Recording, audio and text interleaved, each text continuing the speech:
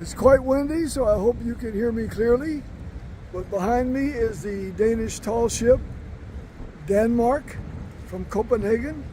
And in a few minutes, we're going to go aboard and do a complete video of the entire ship, courtesy of the First Officer, Oliver Nash. Enjoy.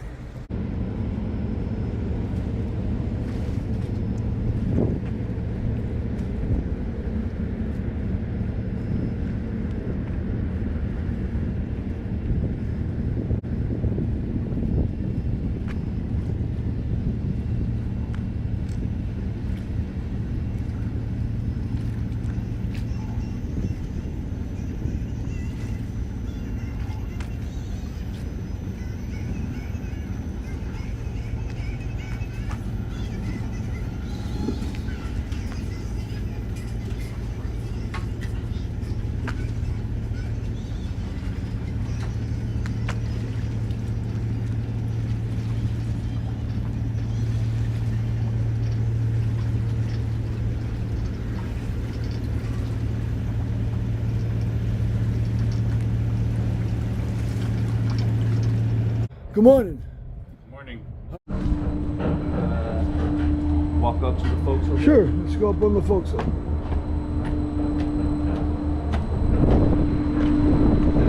It's a little windy up here.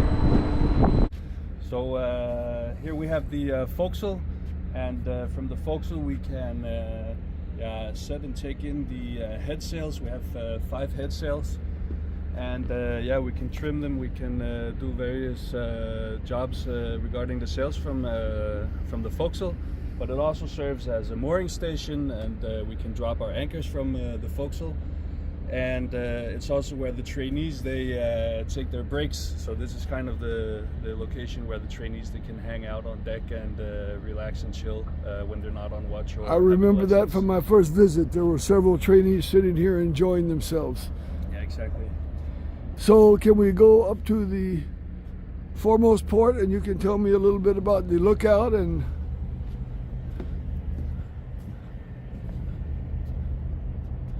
so just as with any other vessel, seagoing vessel, we have to maintain a proper lookout at all times.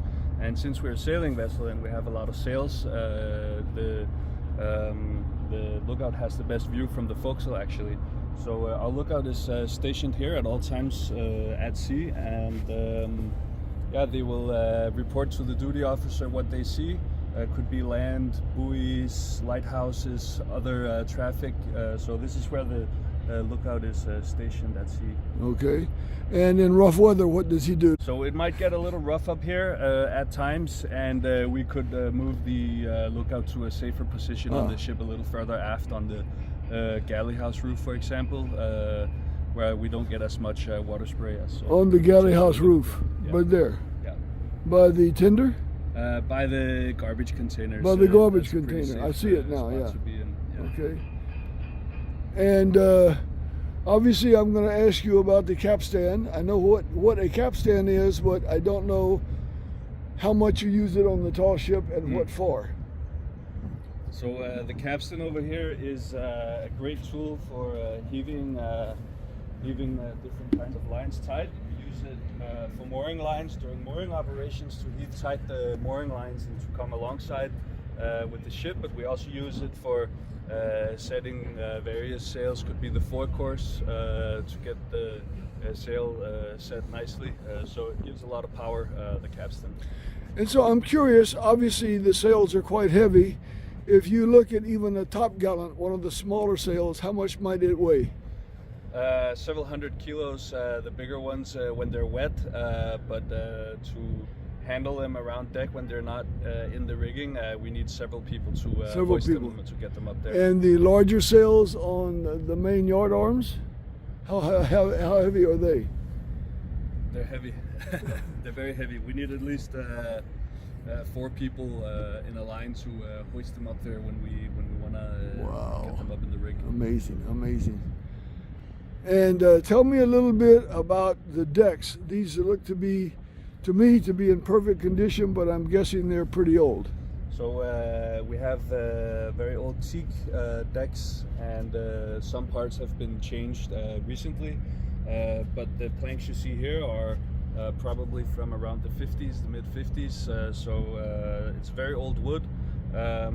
Yeah, wood that is very durable. It's hard teak wood, and yeah, it's difficult to get a hold of this type of wood nowadays, since there's not a lot of it left. So yeah, we're taking very good care of it, and we're scrubbing it every day to make sure it doesn't rot or wear and tear. So yeah, we take a very good care of it. And approximately how thick is it? So a plank on deck here could be up to this thick. About 3 inches or so. Yeah, but over time the thickness will reduce because we're scrubbing it, so there is some wear and tear of it. Sourcing this wood is difficult since it only grows in Myanmar, which has an embargo between the European Union, so we can't import that wood to the European Union. So we actually purchased some of the last wood, the teak wood, in Europe, and have that stored in the Ship's bell, I've noticed several on the ship. Is there a different function for each ship's bell? So we have the bigger ship's bell here, and then we have a smaller one down aft, and we actually use the ship's bell to indicate the time. So we strike the bell every half hour, which starts down aft, and then the lookout replies with the same amount of rings forward, so that we know that everybody heard it, and then so we know the lookout is actually awake.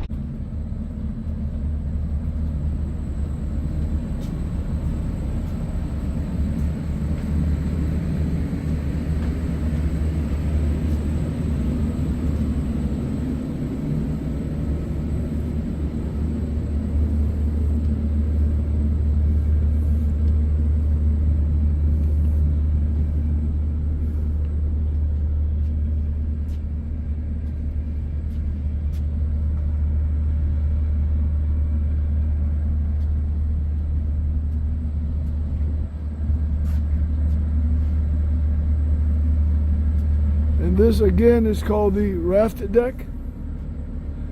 I see a lot of seating, so this is also a muster deck. Yeah, so we have our life rafts stored up here. At the moment they are being serviced ashore. We have to do that every year. So at the moment you don't see any life rafts, but you see the cradles here where we have our life rafts. This is normally where they are stored. So normally we have our life rafts here.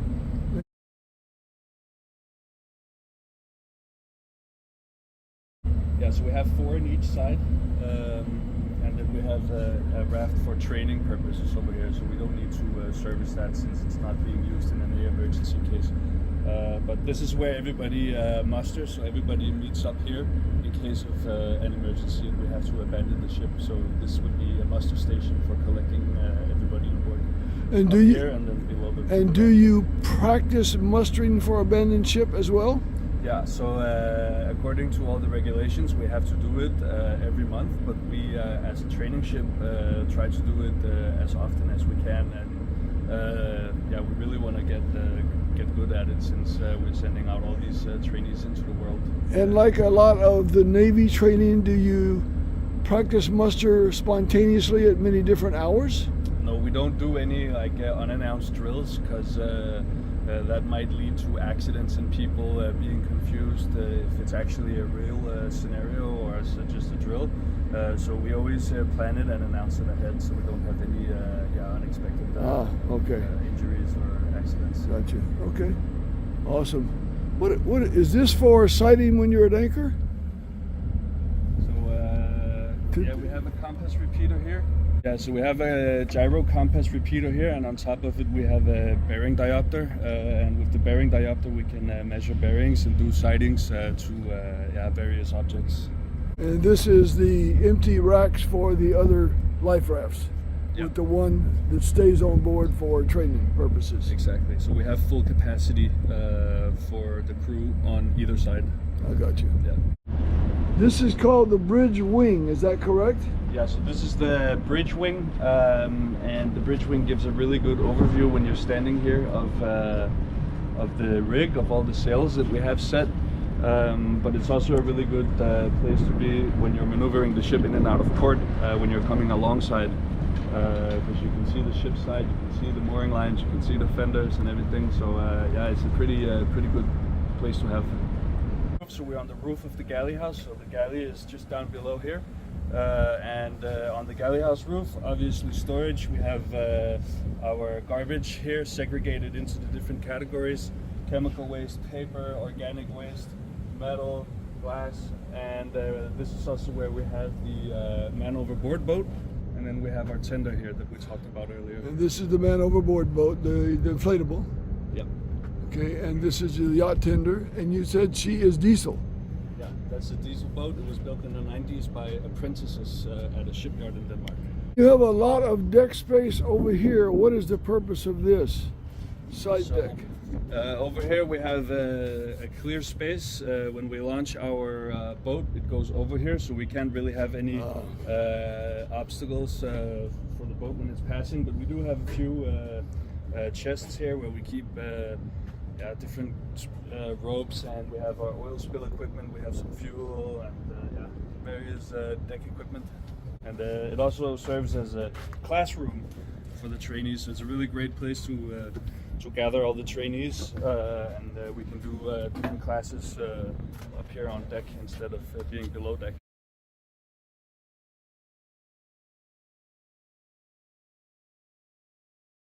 The carpenter shop on deck level, on the main deck level. So if you want to grab a tool quickly, if you need something, you could go in here. 80 people use it every day, so it's always a mess, but by the end of the day it always looks quite nice. Stores and stuff like that. So here we have the galley. Some people would argue it's the heart of the ship. It is the heart of the ship. And look at, what did she cook? Oh my goodness, look at that. Very meaty, cheesy, high protein dish. Yeah, so it's actually a very modern galley, industrial style. Everything we need: big ovens, hot plates, steamers.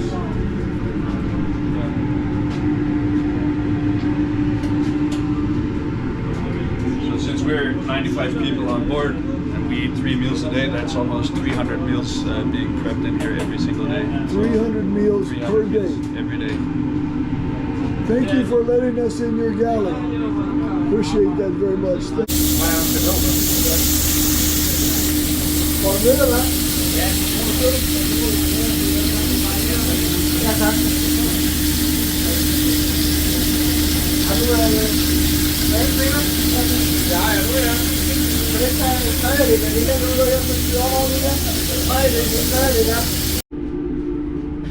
And then on the port side we have a small electrical workshop.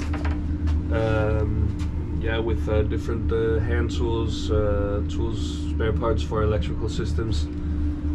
Yeah. Okay.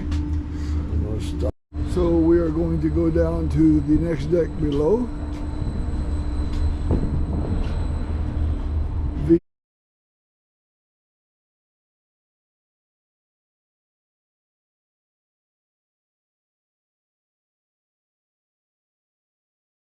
Here we have one of the 2 trainee shower rooms.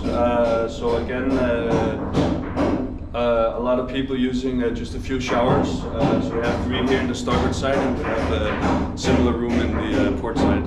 So not a lot of privacy. If you're shy, too bad. Too bad if you're shy, but you'll get used to it for sure within a very short time period. Entrance. Perfect. Let me get myself kind of oriented here. There we go.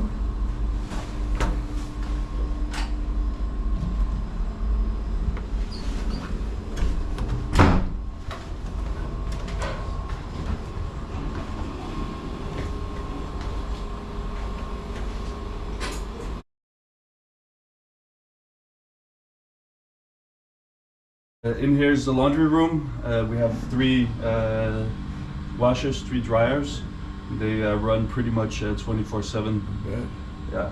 So, but do you start drying the clothes on deck, or do you So dry everything in the dryer? It depends on which type it is. Work clothes, the trainees, they actually scrub it on deck because it would simply be Too much. too big amount of laundry to do it down here, and we hang it outside. But underwear, t-shirts, socks and stuff like that, we do it down here just to be sure that it's properly cleaned. Right. Yeah. And in here we have the hospital. We don't have a doctor on board at the moment, but once the trainees they come on board, there will be a doctor throughout the voyage in case anything happens. And then we have a sick bay in here with four. This is a sick bay. Yeah, this is the sick bay with 4 bunks. So in case any trainees needs to relax a bit and get better, we can put them in here. Yeah. In here we have the crew mess. This is where the permanent crew eats their meals. Yeah, all 3 meals are consumed down here. The table is not big enough for everybody, so we take turns eating, but that usually fits well with the watches and stuff. So, Sure, yeah. sure. And this is just for the permanent crew, though. This is for the permanent crew, not for the trainees. Right. Yeah. This is nice. And on the sides we have the crew cabins, so we have the cooks and the quartermasters living down here. And here we have the library, the only couch on board the ship the trainees can sit on with cushions on, so it's a quite popular place to hang out. When we have a small office to do computer work, we have manuals, instructions, all kinds of different things. Who works in here? So this would be the crew, the permanent crew, but the trainees, they could potentially have some kind of task where they have to work on the computers. So right now we're passing into the forward berth deck. We walk through a watertight door which is open at the moment. So this would be closed whenever we're at sea. So we have different watertight. And this is a pocket door, huh? It slides. Yeah, so it slides. It's hydraulically operated, and normally we keep it closed at sea. Okay. We have watertight compartments that have to be completely segregated by That these makes watertight sense. doors. Yeah. And this is the crew's quarter. So this is the trainees' berth deck. That's what I So, meant. yeah. I said crew, the Yeah, trainees. The trainees, yeah. So we have the permanent crew and we have the trainees. So the trainees, they live down here. There's 80 trainees. We have 2 berth decks. We have a forward berth deck and we have a aft berth deck. So there's 40 trainees in each berth deck. Oh, okay. So you might wonder where the trainees sleep, but we actually have hammocks. All the trainees are sleeping in hammocks. And all the hammocks are unfortunately disassembled at the moment, so I can't show you. But once the trainees they come on board, they'll assemble their hammocks, and then at night they put their hammocks up here on the jack stays, and they'll hang side by side. And in the morning they'll take down their hammocks and stow them away. And these are the numbers where they sleep? Exactly. So each trainee have a trainee number.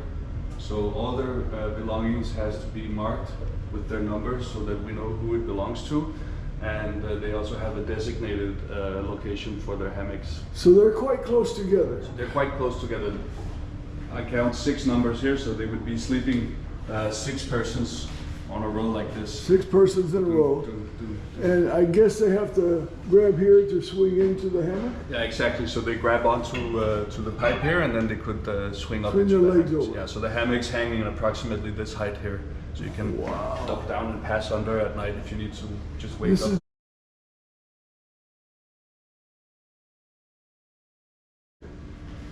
So here we have our chest bench where the trainees they can put their belongings into. So each trainee has a chest bench like this, and they have a normal high locker. So yeah, the trainees they actually have quite a lot of storage. When I was a trainee, I had number 62, so that was over here somewhere. This was my locker. That was your locker when you were a trainee? Yeah. How long ago was that? That's 10 years ago. 10 years ago. 10 years ago. And now you're a first officer. I'm impressed. So how much longer before you're going to be a captain? You never know. We'll see where the wind takes us. And so In the berth deck, the trainees sleep. They also eat. They consume all their food down here, and they also have their lessons down here. So if you look at the bench here, the backpack actually moves, so they could look at the whiteboard, when the officers are teaching down here. Awesome.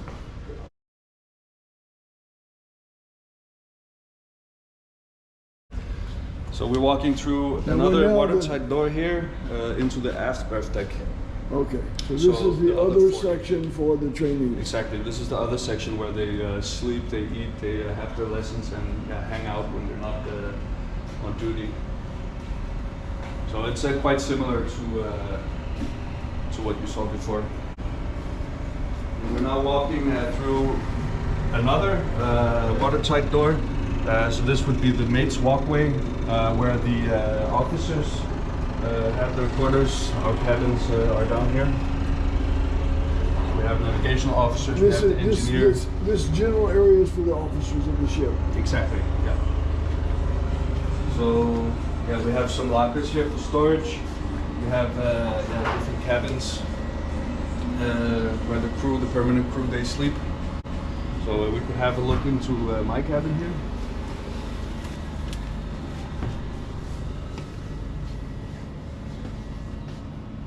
This is your cabin. So this is my cabin. This is where I live. I have my bunk here. I have my desk. I have my small sink. So I'm pretty comfortable in here. Yeah. It's the widest bunk on board the ship, actually. So I'm quite comfortable in here, and I'm happy with the cabin I have. I'll bet I would be too. I did not expect your cabin to be this big. This is one of the larger ones. So depending on the shape of the ship and where we are, they all vary in shapes and sizes. Yeah. Bread room, where we have all the cold food being prepared, and we have the cook. This is called the what room? This is the bread room. So this is where we prepare all the cold food. And, but he's not making bread, he's taking some pickles out. He's not making bread. It's quite strange. We call it the bread room, since the bread is baked in the galley and all the cold food is prepared down here. But that's how it is on the ship.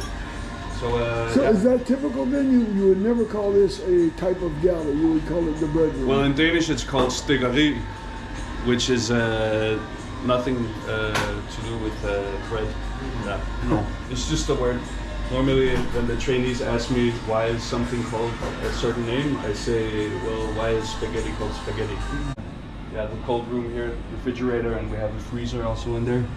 So yeah, we get provisions to last for a long time. All right, so we are in the chain locker, correct?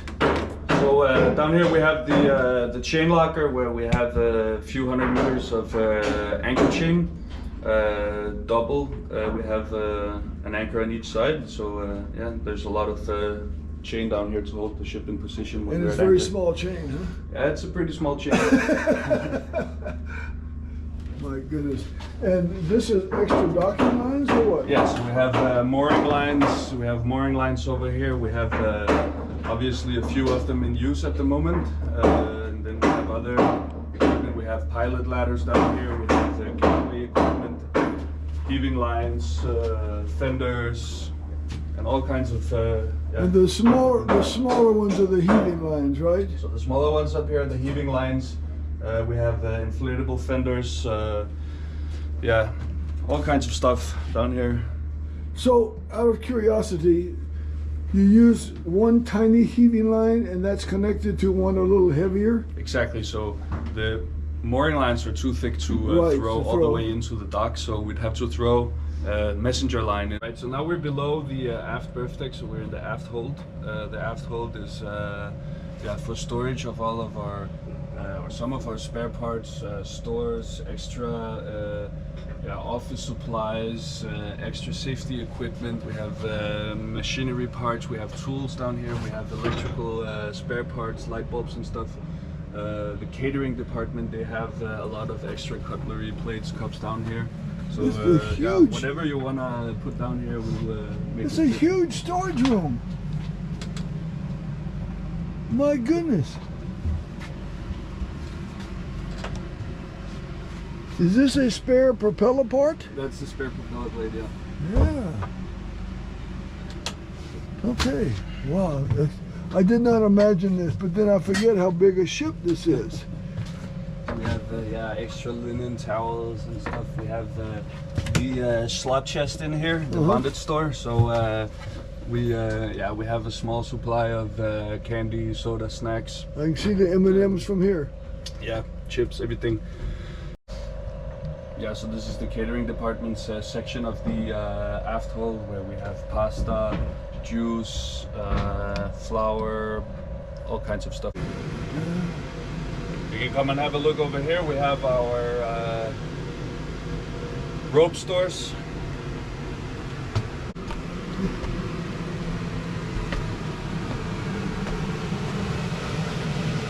So the hold we have here is a little bit more cramped, since we have the freshwater tanks in the middle here. But yeah, basically we store a lot of the spare rope and steel wires and so on that we need to carry in case we need to change some of the rig. And so for people who do not live, work, or have experience on boats, it's called a rope until it's utilized, and then it's called running rigging or lines. Is that correct? Yeah. The other side we have all of our spare sails.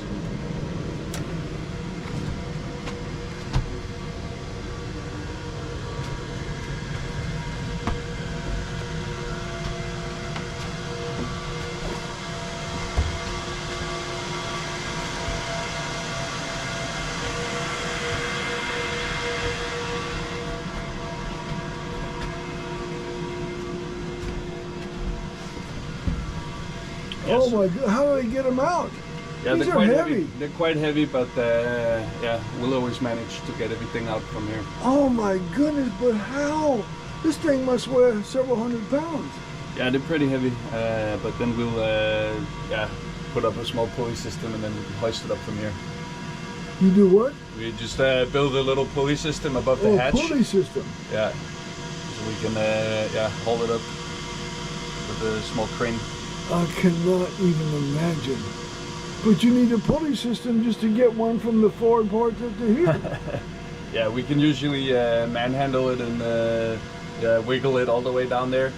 But yeah, it's a big task whenever we need to bring out a sail. This is the top gallon. How much does it weigh? I'm not sure how much it But is. Yeah. several hundred pounds, right? Several hundred pounds. It's heavy. So how many men does it take to get this? I mean, I'd say at least two. At least? At least two. And they drag it, huh? Yeah, we have a small trolley, so we could also roll it on deck. But yeah, it's heavy. Unbelievable. The main top gallant, several hundred pounds under my hand here. I cannot even imagine getting it out of this cramped space. And the tallgallant is one of the smaller sails. I know. Yeah. So we're now entering the forward hold, and This is the forward hold. This is the forward hold.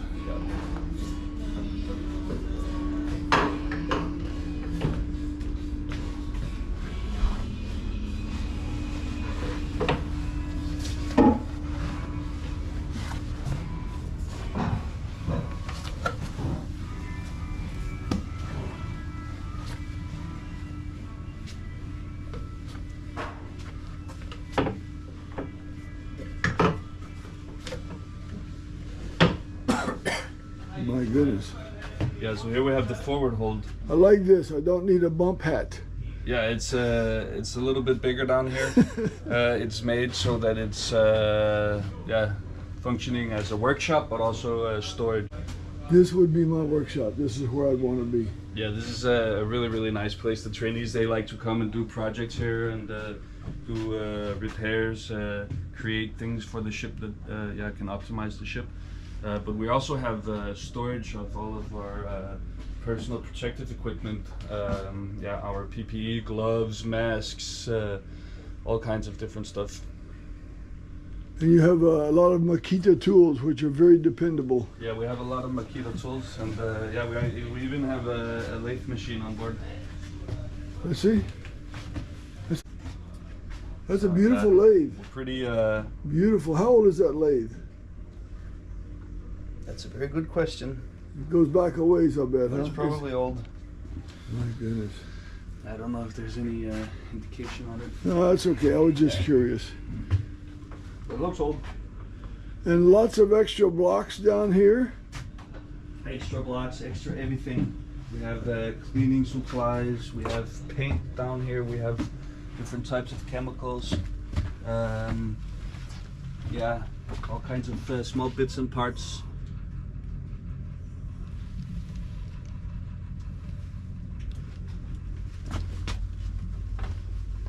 Lots of paint.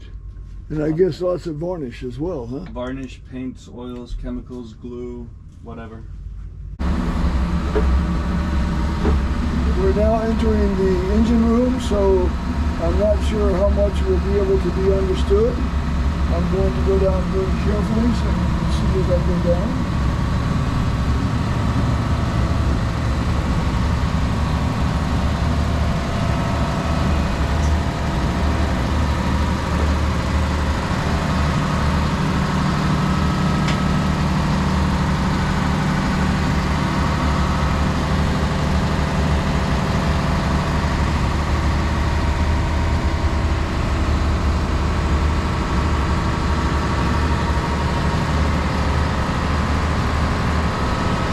I suppose are the mufflers, the exhaust system. They're quite huge. Now we're going to go down into the actual engine room itself.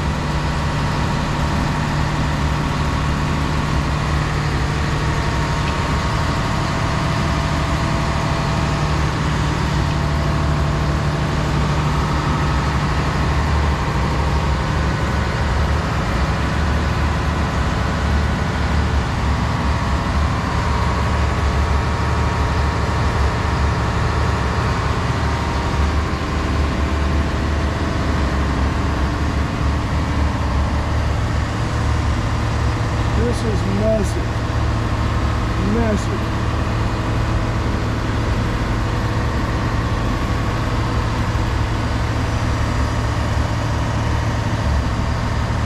These are little compressors.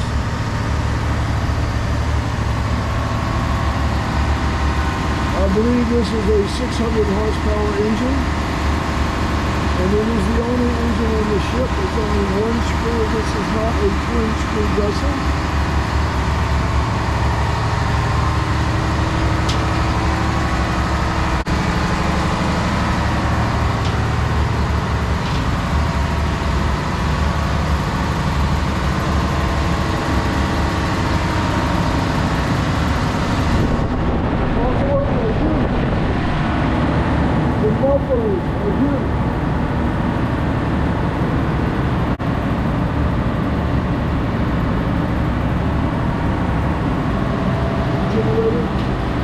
Generator and another generator over here.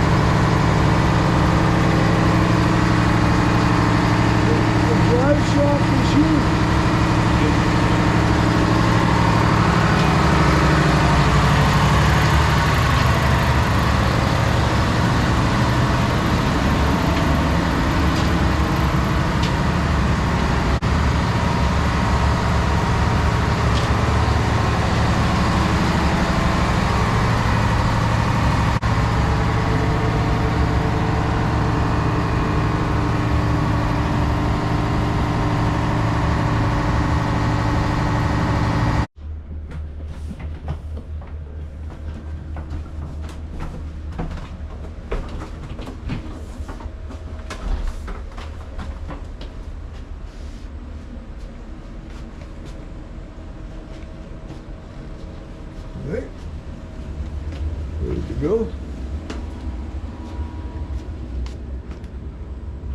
And I take it this is more for formal meetings, the saloon? Yeah, so the saloon here is a part of the original part of the ship, and we don't use it every day. We use it when we have authorities come on board from whichever port we're in. The captain will do the meetings with the authorities in here, immigration and stuff.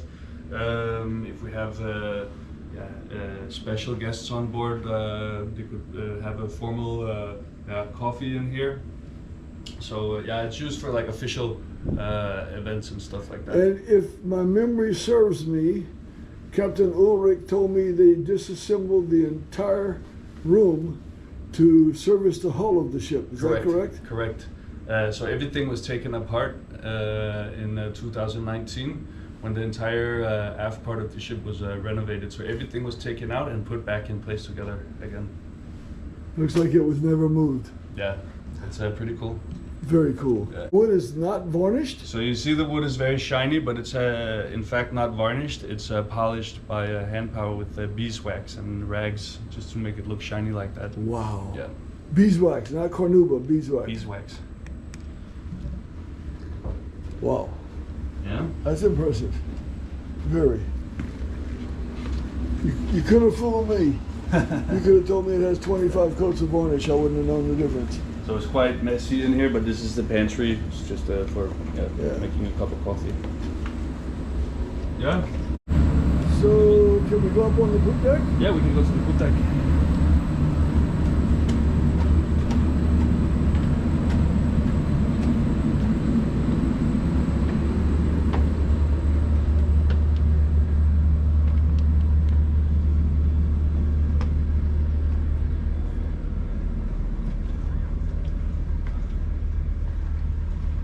Is this the navigation room? Yeah, so this is the chart house where we have all of our navigational equipment, and it was redone in 19. Oh, this is the original electronics? No, that would be quite something, but no, It it was redone in 19, the entire layout of the chart house. So it's actually a very modern setup we have with all the newest equipment and technology. It's actually a lot nicer than a lot of commercial vessels that you'd see that are less than 20 years old. And I see paper charts, but obviously this is just for training. You don't really. So the paper charts are for training. Gives a better understanding for the trainees when they learn to plot the positions and learn about courses and stuff like that. So I could easily show them on the screen how to plot the position. I do nothing because it does it automatically. Right. Yeah. So it gives them a better understanding about latitude, longitude, and stuff. And I'm curious. Obviously, having a smaller boat, I chose not to invest in a lot of electronics. And I did a lot of dead reckoning. Did you teach dead reckoning as well? That's a higher level. You have to go to navigational school to learn about that stuff. So we teach them the basics. It's a basic education, and you work on deck with this kind of education and the certificates that you get. But all of our navigators obviously know all this stuff, and then we have our equipment that can also do all these kind of calculations. But I'll have the screens on for tomorrow, and then we can also have a look at that. This is where the navigational officer works during the watch. So we have all of our electronic systems here. It's a very modern bridge with all the required equipment. We have doubles of the charts, the radars, the GPS, the radios, everything. So it's quite modern. We have the radar, we have the Chart. the ECTIS, the electronic chart. The navigation officer does all the passage planning, and usually gets us where we want to go. I'll bet. So here we have Malaga on the chart. And the next stop we're gonna do is gonna be Going from Malaga to the Azores out here. So yeah, we have the chart house here. We have the radio room, small radio station for all of our emergency communication systems. Yeah. Very nice. Very nice. Very large. I didn't expect this. Yeah, at it's all. a quite nice layout.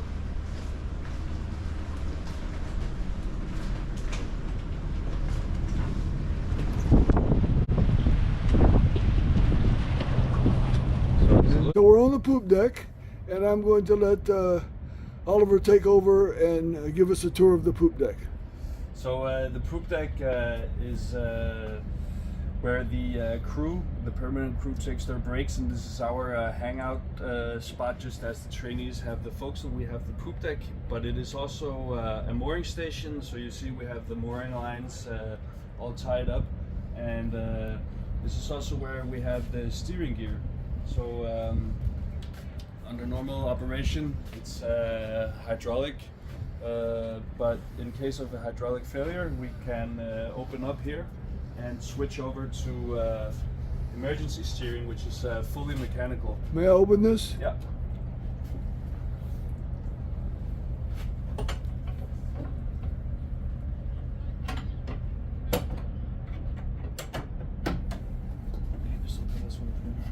That is a massive worm gear. And how do you switch over? So switching over, we have different valves we have to open or close, and then we have some rods here that we can switch over to the mechanical part of the steering gear. So, okay. Yeah. And there's a it few goes steps, goes to here. It goes to here, so we have to line them up, and then get the rods over here to the steering gear. And the wheel is more or less the same size as the other wheel, maybe a little bigger, but same size. Same size. Same size. But, So when it you're- might take some meat yeah, to turn this wheel, huh? When you're steering from here, mechanical steering, you got to be two, at least two. And probably a couple of heavy guys, huh? It's pretty heavy. Yeah, like you. Yeah. Very impressive. Yeah, I can see where the ball, you pull the pin out and the ball that goes in here. I see that. Okay, I got it.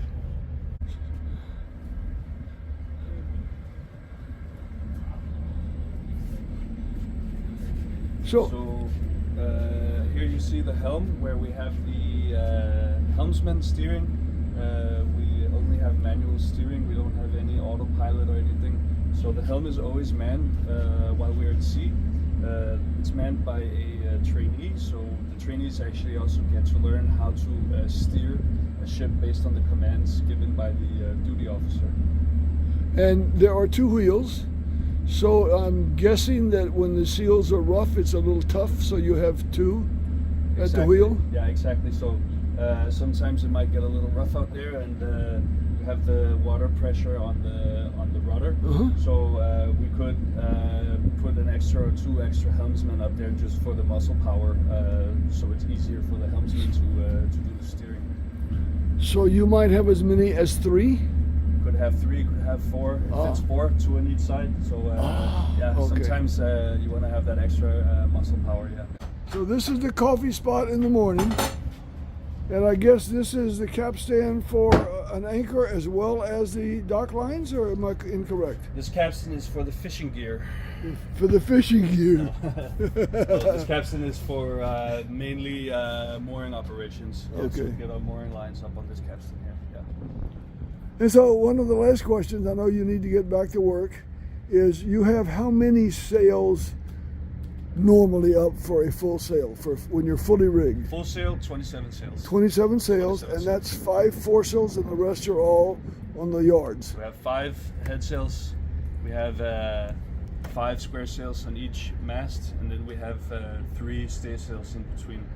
3 stay sails in between, okay. So that all adds up to 27 sails. And the total square meters? Total square meters around 1,600 square meters. Wow, that's a lot of meat. I really thank you for this. This has been incredible. So let's go say goodbye, because I know you have to get back to work. And we'll see you for dinner. Good. Well, this is the end of a great day for me. I want to thank you again for the complete tour of the DANMARK. You've been an awesome tour master, and I look forward to spending more time in Denmark when it returns. You're more than welcome, and it was a great pleasure showing you around, and I hope you come down and wave us goodbye when we leave in a few days. I promise to be here when you leave. Sounds Thank you. good. Thank you again.